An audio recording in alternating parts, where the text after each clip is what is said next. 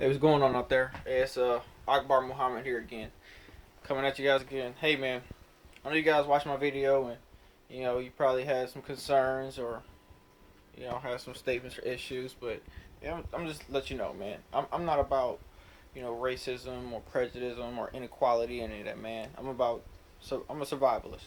That's pretty much how it is, man. I'm all about survival of people, survival of a person, and making sure that you're good to go.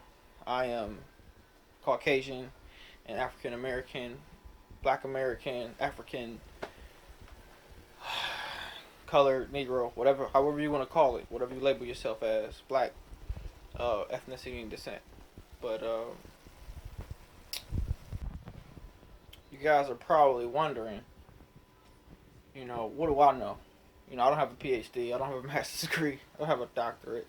I don't have a bachelor's degree. I don't even have an associate's degree. I'm just an individual. You understand what I'm saying? But I'm an experienced individual. I grew up in the worst part of Detroit, Michigan, during some of the worst times for a gap period my entire life, where Detroit was rated number one for crime and murder. Top one, top five every fucking year. You know, and I grew up in the middle of the worst neighborhood with all the people that were actually responsible for doing the shit. So, realistically, get a good idea about what it takes to survive. Because as you see, I'm 26 years old. I've got all my arms and legs, and I'm of sound mind. Now, I am a U.S. Army veteran. I served in the military for over 7 years, and I was discharged through medical discharge. And so not by choice, right? But to come to look at it specifically, surviving, right? But the reality, like I said, is the ability to conform, adapt, and work through the situations in which you find yourself, through the norms and mores of society. Now, with that being said, I come from a very diverse background, right? What we called in my neighborhood was what most of you would think of life, or the gun line, right? Gun line, boss. But for us, it was called 8 Mile, right? And 8 Mile was the bridge into white man's land, or for a majority of Caucasian descent individuals, or therefore lack of colored individuals or people with high stigmas of racial inequality as well as racism. Um, so for me specifically, growing up in Catholic schools, up until about middle school, um, I was surrounded by all black community because I was raised in Detroit, was predominantly black. Um, maybe 10 whole white people in the entire city that lived there. So other than that, I was exposed to both sides of the tracks because I had white friends that lived in all white communities, and I lived in an all black community with all black friends. But either way it went, I was faced with inequality, racism everywhere I went. You know, so for me, I had to adapt to both spheres. So it's not the fact of the matter that it's just about white people being racist, but black people are racist as shit too. That's just how it goes. And most people say, "Oh, you can't blame them because of what we've been through." And that's true. I can understand that. Everybody has a bias, and everybody has underlying intentions and pre existing injuries to thoughts and feelings or behaviors towards another. But the problem is not being able to adapt and conform, how to live and let go, to want to continue to be violent and continue to make excuses for the things that have happened in the past instead of moving on, letting go. So I think that's probably one of the biggest problems in Black America is reflecting on the past feeling as though, or recognizing that credit has not been given and inequality and racism still exists. But the reality of it is, in order to be an American, you have to follow the norms, the mores of the social status and system that is set up by Caucasian individuals.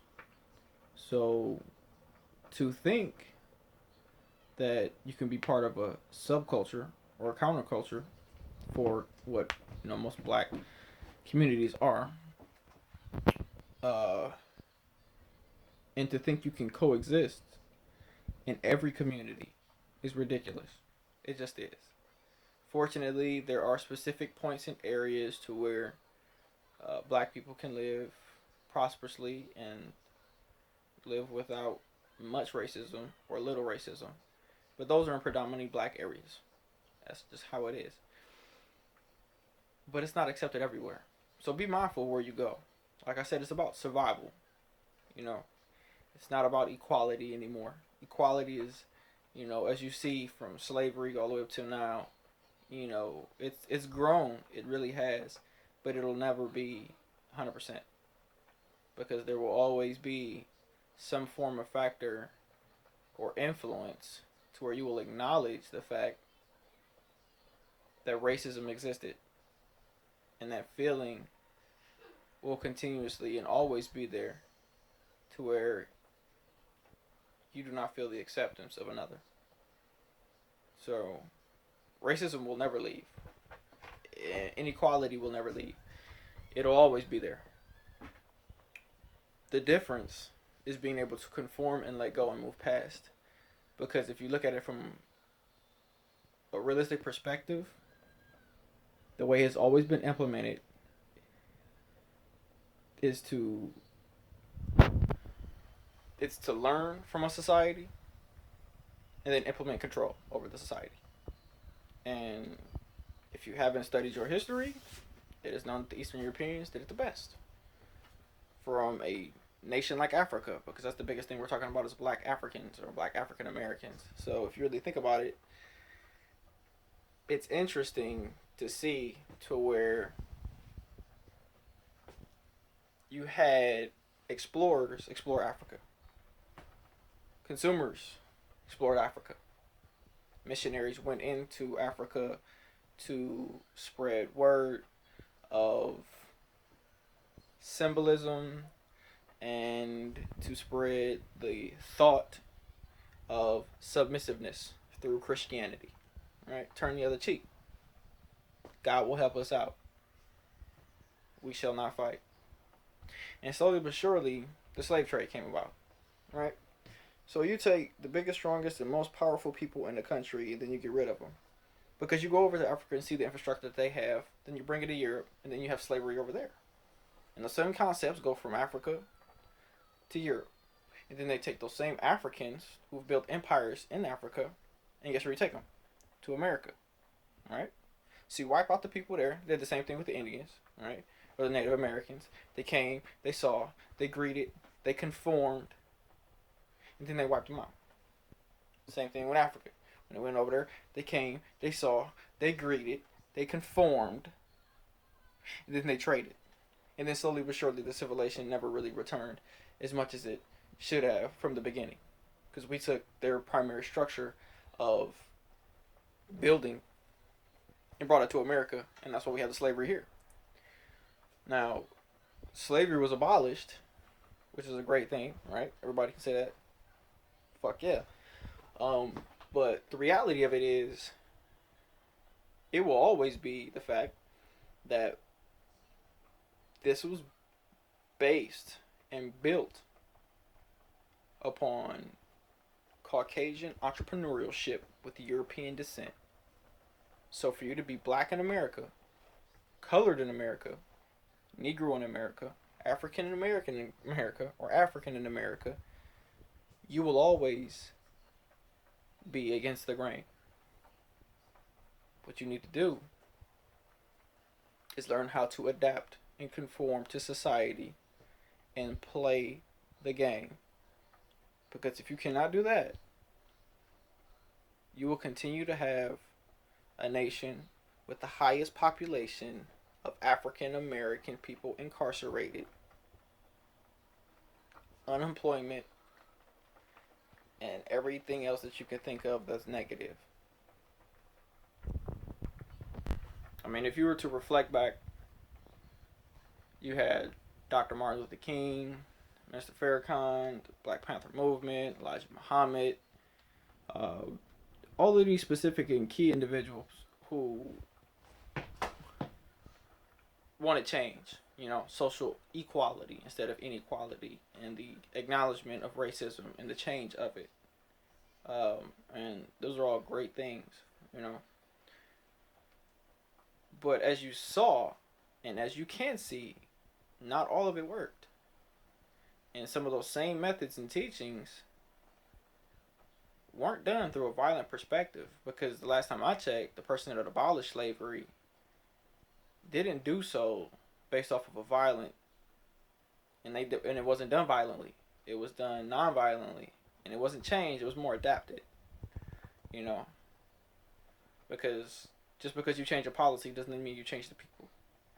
So you really can't change it specifically. You can adapt to it, and that's what the system did. The government adapted to the changes and situations due to the conformity of African American people, and that conformity was black people fighting in the Civil War, fighting in a war of European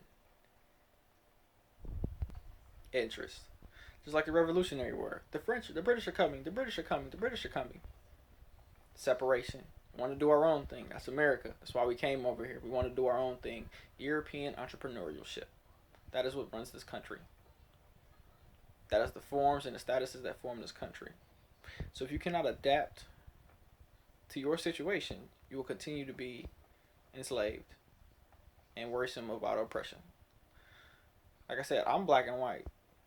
My father's white from Canada. So I'm actually a first generation American. And my mother's from Chicago. She's of black descent, And I was raised by my father. So not a lot of American and information being passed this way from a parental perspective. It was all through society, culture, and school. So to look back in retrospect, you may think like, who is this guy? What does he know? But the reality of it is, I come from a background that's not the worst of the worst. But if you look at it, a probability or a racial perspective, out of everyone that I've grown up with, and throughout the previous generation and that previous generation, I'm probably doing the best out of all of them. Because I had the ability to adapt and conform to society. Even though I have met racism from black people as well as Caucasian people. Food for thought. If you want to survive, you got to learn how to play the game. And that's with anything. If you want to be better at something, you have to practice. You have to participate. You have to conform. You have to accept. And slowly but surely, you can implement and intertwine your ideas within theirs, because you have gained their respect. Not equality, but you've gained their respect to adapt or change partially influences, structures, and behavior. Signing out, this is Akbar Muhammad. If you guys got something else, hit me up. I'll be more than grateful to talk about it.